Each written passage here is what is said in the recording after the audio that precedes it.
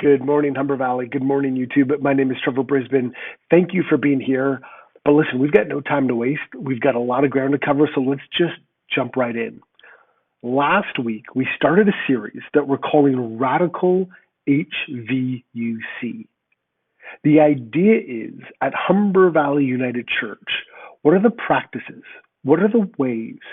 Who do we need to be the radical movement of faith, hope, and love that Christ calls us to be? St. Paul, the Apostle Paul, calls the church the body of Christ.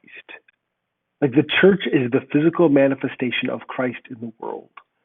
And he calls each one of us to be witnesses, to live our lives in such a way that we give a correct estimate and opinion of who God is. Because that's what a witness does, right? Give a correct estimate and opinion. And for Christians as witnesses to Christ, we give a correct estimate and opinion of who God is. So this series is about the radical, from the Latin word root, the radical or foundational or root ways we are to live our lives, both as a church and as witnesses, to the transforming love of Christ in the world. Now, last week we talked about children. Do you remember we talked about how near the start of Matthew 18, Jesus says, whoever welcomes one of these little ones welcomes me? We embody Christ. We witness to the presence of Christ in the world when we make space for kids. It's a beautiful and inspiring promise. The presence of Christ in our everyday interaction with kids. And Jesus makes a similar promise 15 verses later in Matthew 18.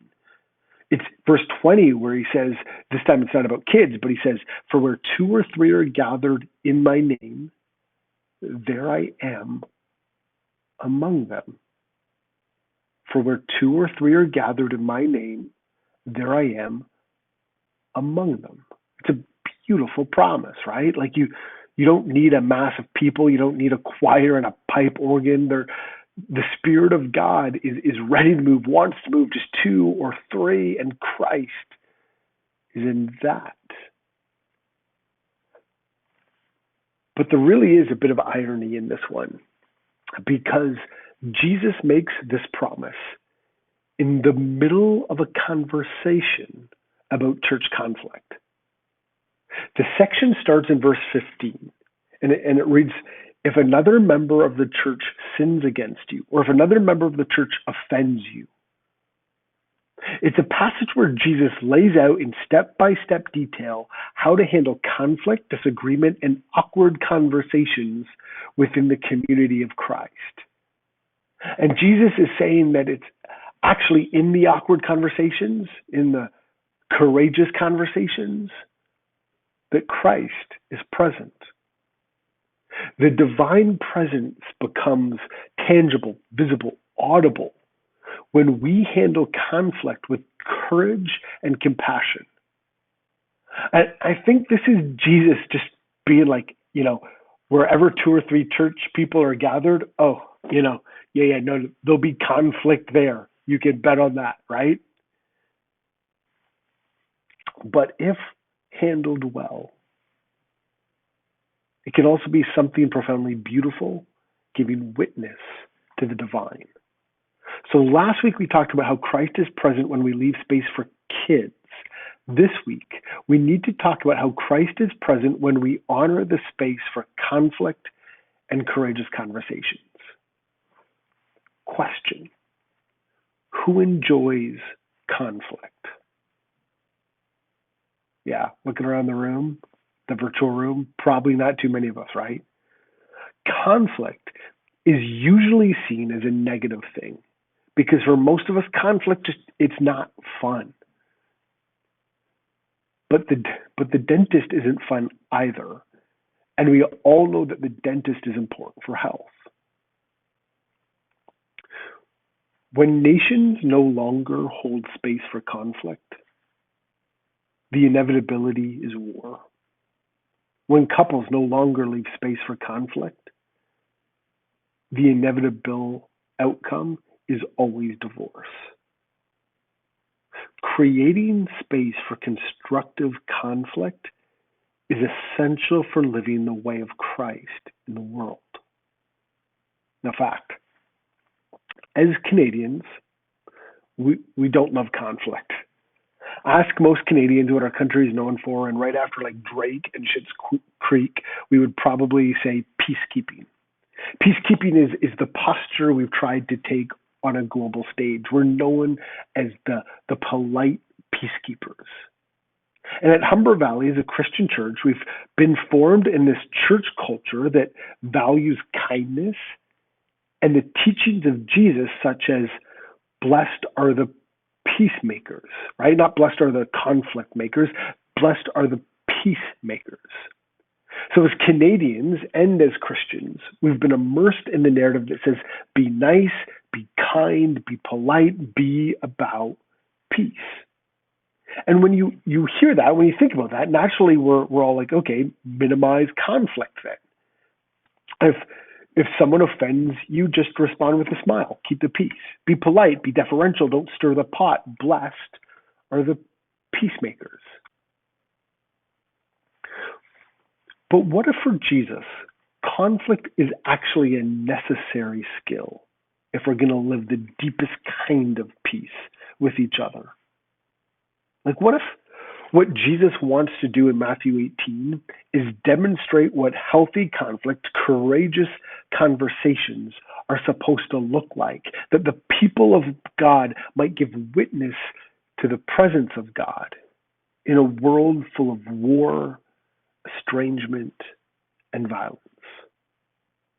And the way of Christ is never to suppress conflict, but to courageously and compassionately live out the way of Jesus, knowing that conflict is inevitable wherever two or three are gathered. And maybe you're thinking, well, time out. Like, church should be the one place we shouldn't have to deal with conflict. I mean, we deal with it at home, in our extended families, at work, with our neighbor who keeps blowing their lawn clippings onto our driveway. Like if we all just came to church focused on God, there should be no conflict. You know, the Christian scriptures actually paint a very different picture. Do you know what this past Thursday was, May 13th? It was Ascension Day. It was the day in the Christian tradition where we mark that event in Acts chapter 1, where 40 days after Easter, it's always on a Thursday, Jesus ascends to the right hand of God. And do you remember that the last thing that Jesus says to his followers, do you remember what it was? He promises to send the Holy Spirit, but then he says, you will be my witnesses. You will give a correct estimate and opinion of who I am. He says, in Jerusalem, in Judea, and Samaria, and to the very ends of the earth. The last thing resurrected Jesus says to his disciples is literally expand and diversify. He tells them their very job is to explore new places, seek new opportunities, engage new relationships. Move this thing God has given you beyond just the people that look like you, think like you, and understand the world like you do. And almost instantly, as the message of love and hope that the church embodies begins to expand, new people start joining this Jesus movement. People who are different. They dress different, eat different, smell different. They worship different. And so if the New Testament is anything, it's the church trying to wrestle down to figure out what does it mean to give a correct estimate and opinion of who Christ is in the midst of all of our differences. At first, everyone following Jesus was Jewish. Then others who aren't Jewish are they hear the message, they hear the gospel, this is awesome. I want to follow Jesus too. So the question emerges, right? So does the newbie Gentile who wants to follow Jesus, does he need to be circumcised? Is that required circumcision to give a correct estimate and opinion of who God is? Barnabas said yes. Paul said no. Conflict. What about worship? These brand new non-Jewish Christians want to eat food that was sacrificed to the idols of other religions in the city of Corinth. Jewish Christians are like horrified by that idea. Can a Jesus follower eat a steak if the meat was sacrificed to another god?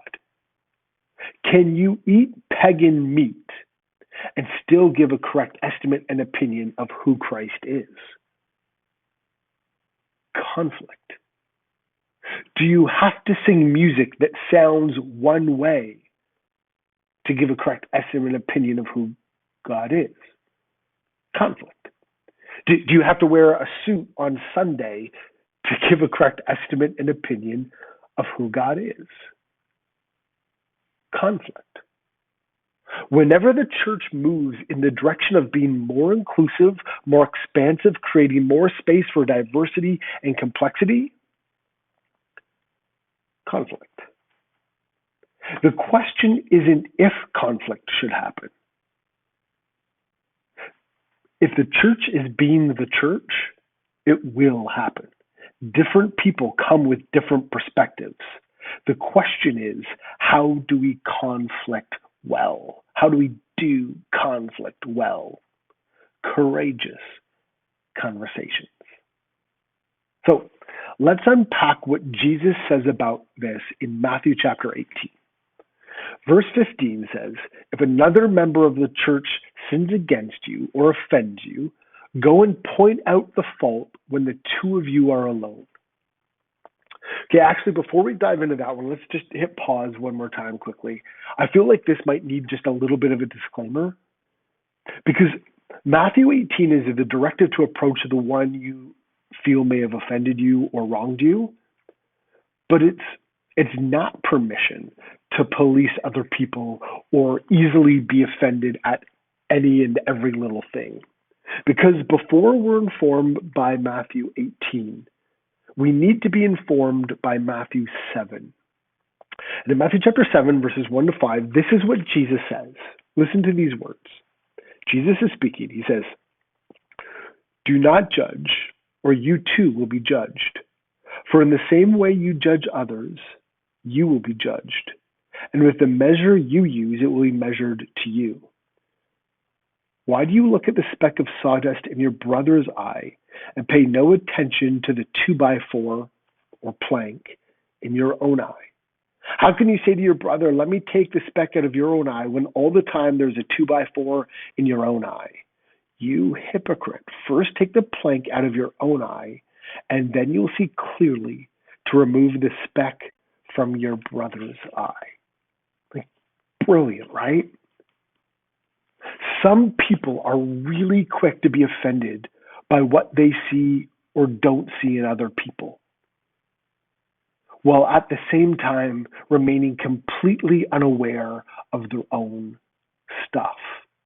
And this is Jesus just like putting it on the table. Like, before we get offended by someone else and start confronting other people for what they may or may not have done, like, make sure you've done your own work, right? Like, explore your own gaps and shortcomings and what you carry with you. Take a look at your life and who you are. Those who, you learn this in life, right? Those who are self-aware tend not to be offended easily. Ask yourself, like, should I have been offended by what that person did or said or didn't do? Was it wrong, or was it just different? Is what I'm feeling about them, or is it actually more about me? You know what I'm talking about? Who's with me? Do your own work first. But if you have done your own work, and there's still this sort of sense that I've been wronged or offense, then it's step one of the Jesus Guide to Courageous Conversations. And Jesus says, if another member of the church sins against you, go and point out the fault when the two of you are alone. Step one is have the conversation, right? It might sound really obvious, but step one isn't discuss the other person's motive with your book club. It isn't like passive aggressively try and get back at them or hurt their feelings in other ways. It isn't talk it up so you can elicit support from others in the parking lot after church. No, Jesus, like before you talk about the person, you have to go and talk to the person. And I think what most of us have probably experienced is that when we do have the courage to talk to someone who knows we love them and we're committed to them, and when we do sit down and have a heart to heart and say, hey, you know what, that stung or that didn't go right, unless there's something really off, it usually gets resolved right there and then. Most awkward dynamics get resolved in step one. And courageous conversations like that give witness to Christ. But Jesus, ever the realist, also acknowledges that there will be times that a first attempt doesn't always go so well. So then you're on to step two. Verse 16, Matthew 18, verse 16, Jesus says, but if you are not listened to, take one or two others along with you, so that every word may be confirmed by the evidence of two or three witnesses. I think this step should be called proportionate accountability. It's like you've tried to have the awkward conversation and the other person just wasn't receptive. So before going like code red public with your pain and frustration, find one or two people you trust. Let them in on the situation and invite them into the conversation. And I think this is absolutely brilliant advice because it does no less than two things.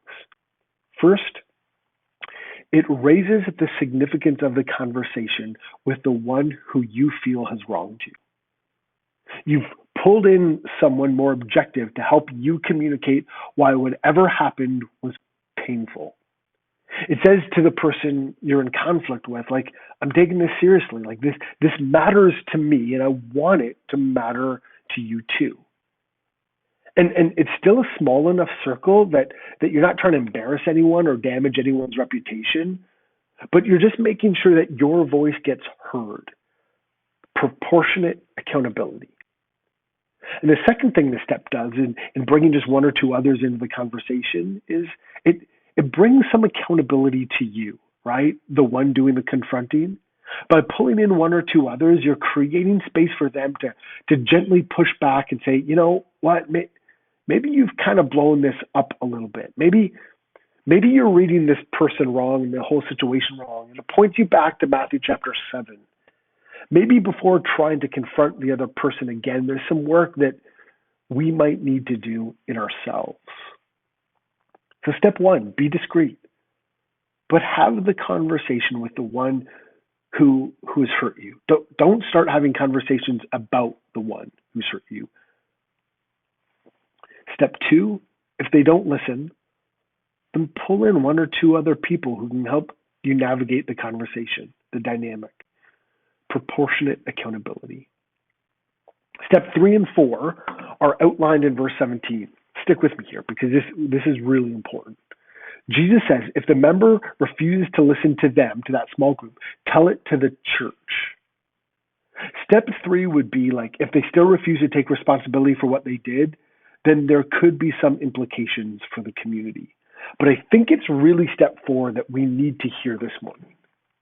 Jesus says, and if the offender refuses to listen, even to the church, treat them as you would a pagan or a tax collector. And if the offender refuses to listen, even to the church, then treat them as you would a pagan or a tax collector. So you've gone to this person one-on-one. You've circled back with a couple of people to give them another chance. Didn't work. You've then taken it to the church, but they still refuse to take responsibility for what they did. There comes a point where you can only do as much as you can do. And so Jesus, treat them as you would a pagan or a tax collector. Sometimes, if they won't listen, if they won't get it or can't get it, courageous, drastic action might be your last option. So Jesus says, treat them as you would a pagan or a tax collector. Question: how does Jesus treat pagans and tax collectors? How does Jesus treat the ones everybody else wants to write off? He loved them, right? He served them. He ate with them. He healed them. He washed their feet. And ultimately, he died for them.